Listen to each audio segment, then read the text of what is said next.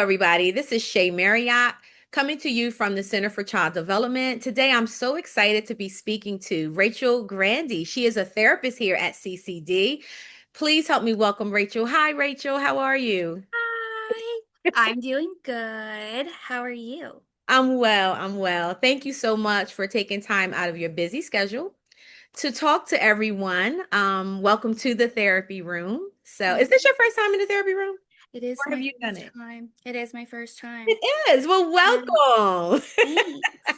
Happy to be here. Yes, yes. So, Rachel, can you tell our audience a little bit about yourself before we get started in our topic today? No, absolutely. So, my name, as you heard Shay say, is Rachel Grande. I have been in the field of psychology. I started my undergrad in 2018, I believe. Okay. No, no. That's not it. Rewind back, it's 2014. Wow. Okay. But it was 2018 that I went to grad school. I Hmm. get confused sometimes because of COVID. Right, right. Because That's true. I also went and did um, half of my master's Hmm. during COVID. So Okay. it was a tricky time. Yeah. But I'm glad to have had the experience. Mhm. I primarily work with children, adolescents, and young adults. Okay. All I right. I work with kids of varying diagnoses. Hmm. I would say my little special spot Hmm. is working with kids with anxiety and ADHD and autism. Okay. Um, I've worked in the past before I decided to go into therapy as a behavior interventionist. Okay. And so I was able to work with kids who needed a little extra support with managing big behaviors. Hmm. And I've learned that a lot of these populations have other stuff going on um, that we may not see. And so that has really driven me in my professional career to kind of really dive into and try to support these kiddos and teens and young adults in this population. Yeah, that's good. Do you feel that's what drove you to become a child therapist? So, what drove me to become a child's therapist is my own upbringing. Okay. So, like, I'm sure a lot of people. I Mhm. was one of the kids that, like, on the report card that it said, like, um, it talks excessively or is a disruption to the class and others. Right. And, but I was doing okay with my grades. I needed tutoring at some point in elementary school. And my seat would just get moved around or out of the classroom. Mhm. But it wasn't until high school that my I realized like things were getting challenging and a little more than I could handle. Yeah. And so I talked to my mother and my father, and I got help from a therapist. Um, I call her, her name's Mary, and I love her. Oh, But I always say that, like, she saved me because of the work that she did in therapy, if it wasn't for her. Um, and so she got me through a lot of things that I felt like I needed mm-hmm. that little extra support, to help guide me Yeah. through it. And I saw how instrumental and, impactful, life-changing her work with me was. Her Mhm. meeting me where I was at. And even like dropping those little hints like, hey, Rachel, have you ever considered this? Mm. And I feel like a lot of us sometimes get into our head and we haven't considered maybe there's other things going on and that somebody else, we don't have to go through it alone. We can have somebody Yeah. else along with for our journey, you Yeah. know? Absolutely. And she showed me what that could be. And I felt that if I could help a little me, the little girl or boy who's struggling in school, like thinking like, well, why am I always getting in trouble for Right. my room, for talking too much, for doing things without thinking? Um, you know, all the klutzy things too that people may not know that Mhm. come with not being able to pay attention. Right. And wondering, why do I have so many, like, why am I getting hurt so often? Yeah. Um, I want to support those people and other people with where they're at because I've been through some things and I want to give back. Um, they say that, I want to help the community so that they can help others. Hmm. What Yeah. I like that there was this one passage I read not too long is that we have to heal ourselves to heal our community. Yes. And Absolutely. I loved that because, you know, we are the foundation Yeah. and Yeah. children are our foundation. And Absolutely. so I want to be able to be there for them Hmm. in whatever facet that might be. Yeah. I love that. I love that. Thank you for sharing that. Thank you. Yeah. Thank you for sharing that. So, Rachel, some barriers with coming to therapy is just the fear of the unknown and really not Yeah. knowing what to expect, especially for the child's first therapy session. Mm-hmm. So, could you kind of walk our parents through what the first step may look like or what the first session may look like, with coming to therapy? Yeah, absolutely. So, one of the great things about the Center for Child Development is that we are not just in the office or just virtual, is that we go into the schools. Yeah. And so, um, I am in the schools throughout Delaware, and I have seen kiddos in the schools, and I'm like, I think they need a little extra support. Hmm. And and then I'll go up to the school counselor and I'll say, "Hey, what's going on?" And then they said, "Oh, okay. Well, we could absolutely give them just paperwork for the kiddo to take home, see what they think. You can always call and ask, like, because this isn't something that's a guarantee or you're mandated to do it once you get the Right. paperwork. You're just there to explore, Right. put your feet in the water and see what happens. And so then from there, you can contact us and somebody will reach out to you and see what your needs are. Hmm. A lot of times, not even just with me seeing that there's a kiddo that needs a little extra support in the classroom, it's word of mouth. Hmm. My the families that I work with have also gone on to say, "Hey, look, my kids benefited from therapy and I might see a friend or a cousin or somebody who they know." And Yeah. I've had teachers at the school come up to me and other kids. This is one of the greatest things is that sometimes the kids within the classrooms that you go see or go around the school, they'll come up to you and they'll say, "How do I go to talk to you?" Yes. And it's incredible Yeah. how children will advocate for themselves, Absolutely. Absolutely.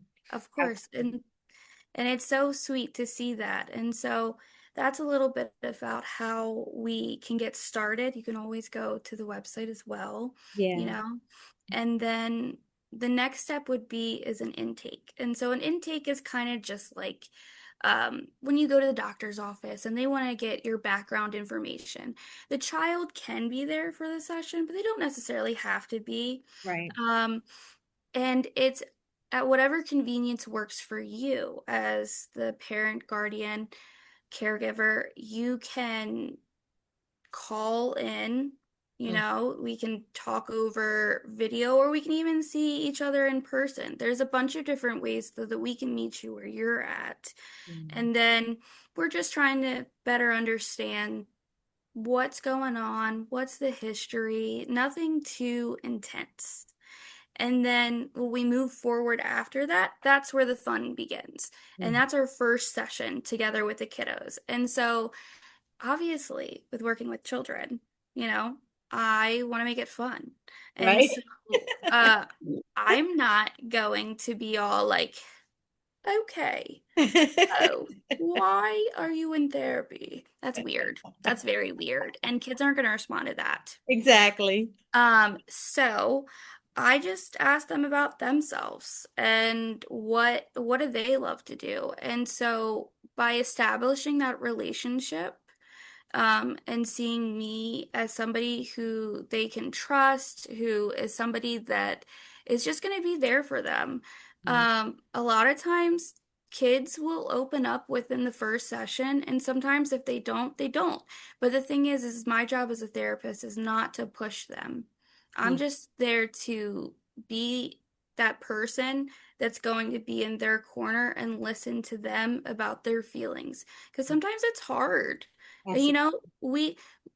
we can talk to mom and dad, we can talk to brother, sister, whomever, but it's that third party person who's objective or and is not going to um, really put bias into what Hmm. the kiddo's saying. There's no consequences Hmm. with telling me as compared to telling mom and dad. Um, Right. because they won't be like how many times are our children coming home and being like, I got so mad at Michael and I think I almost cussed. Like, I don't know about you, but they don't really do that. But you could tell me that. And so Right. I can be that person or we can talk about other things. Yeah. And so the first session is mostly about building our relationship so Hmm. that the kiddo knows that I am there for them and that I can trust them. And then from there, therapy is a collaborative teamwork partnership on all parts Hmm. because I can't do my job without the parent. Exactly. I always, the age-old saying where they say like what is it? There's always two sides to a story. Hmm. If that's not the truth in therapy, I swear. You have no idea. These kids Yeah. come in and tell you like, "Oh, my mom or dad did this and that." And I'm like, "No." Hmm. And Hmm. then but that's why it's fantastic. And I always tell all my parents like, "Email me as much as you want. I want you to email me." Hmm. Or text me, whatever Yeah. works for you.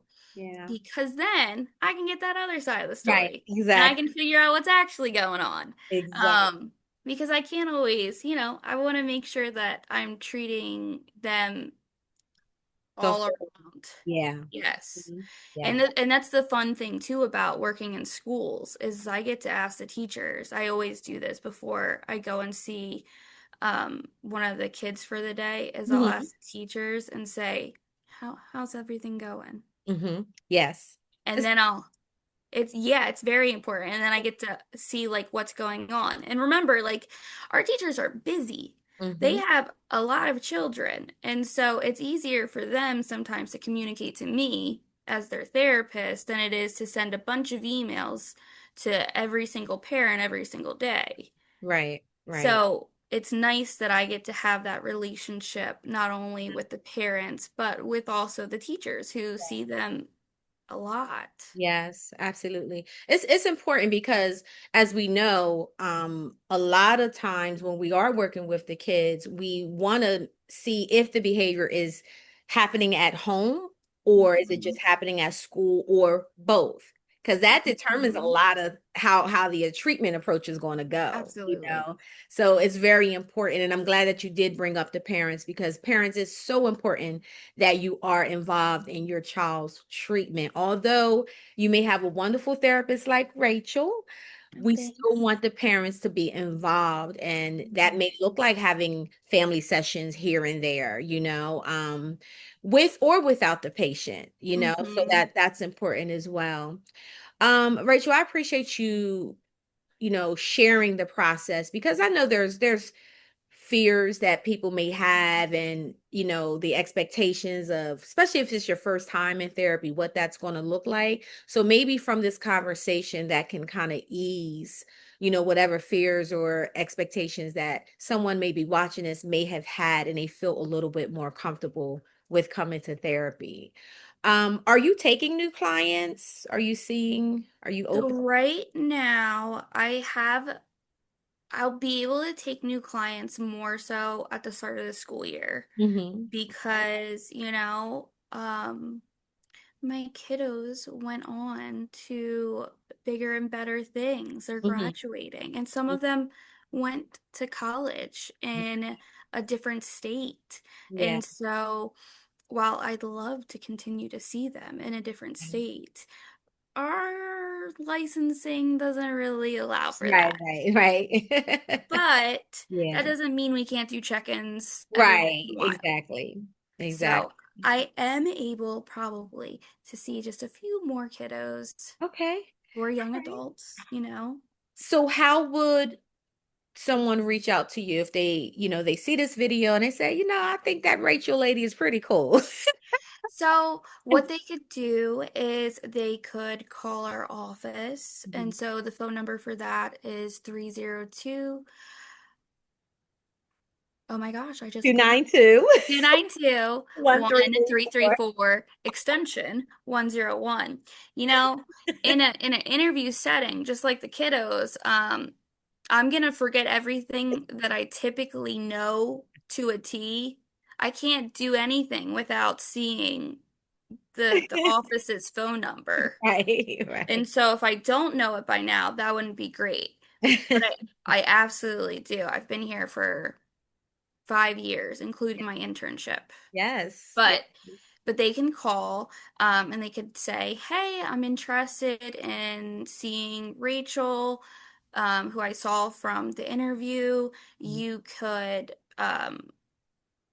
comment on the video, and I'm sure that somebody would reach out to you. Mhm. Um, and in addition, I have my email, which is very easy to remember, I think, because it's just my name. It's Rachel, Rachel, and then Newberry, because that's my maiden name. Okay. Got married. Okay. Um, but Congratulations. thank you. Mhm. And Newberry is spelled Newberry at the Center for Child Development.com. Yes, yes. And they can also go to the website, Oh which, yeah, girl. And I yeah, even said that earlier. How did I yeah. forget? Yep, that's okay. Go to the website. You can fill out your consent form there. You will see a beautiful picture of Rachel. And, if you want to choose her as your therapist, you can definitely choose her. And then you also have several other therapists that are there that you can also read up on what they specialize in and how long they've been in therapy and so on. So the Center for Child Development.com, the website has a lot of information, not just with therapists, but with just blogs of wealth of information that you can go to and really learn a little bit more about therapy, and possibly, how to be able to start your journey with therapy. So, Rachel, thank you so much. It's always fun sitting down talking to you. I really appreciate your time. Is there any last minute words that you would like to share with our audience? I think I'd like to say is that making the choice to even consider therapy is something that is a big step in itself. Mhm. Considering contemplating it and inevitably maybe even reaching out. But wherever you're at, I hope you know that I know Shay, I'm going to speak for her, is that we're proud of you and we would love to work with you and meet you where you're at. There's no strings attached. We're not going to push you, but I'm proud of you. This isn't easy, and it's it's such a fantastic choice that you're making for yourself or your child, and I'm excited to see where you are and where you go in your journey. Thank Very you for having me, Shay. Yes, very well said. Thank you so much. So as you can see, guys, Rachel is she's a beautiful person inside and out. So if you are looking, to get your child involved in therapy, she would be a great choice. She really would be a great choice. So she's very relatable and she's also fun. But she will make sure that, your child succeeds in this therapy process. So let's gotta Absolutely. make sure we put that out there. Yep. Nope. You needed to add that because we do have success and we do Yes. have that. I have they call them graduation certificates and everything like that. Yes. So, with that being said, thank you for your attention today. Thank you for joining the therapy room. And we will be coming back weekly with new therapists, new information to share with you on your journey. Rachel, again, thank you so much. And I hope you guys enjoy the rest of your day. Have a great day.